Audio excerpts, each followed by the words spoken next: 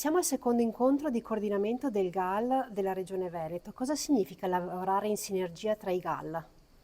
Vuol dire andare alla ricerca di tutte quelle cose che abbiamo in comune, pur avendo territori diversi, per far sì poi di essere un'unica voce a fare richieste con l'autorità di gestione e cercare poi effettivamente di porre le basi per quelle che saranno le prossime future programmazioni.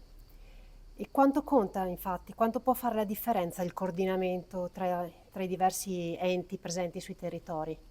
Conta affinché però effettivamente ci siano idee comuni e volontà comuni di lavorare insieme per un unico obiettivo.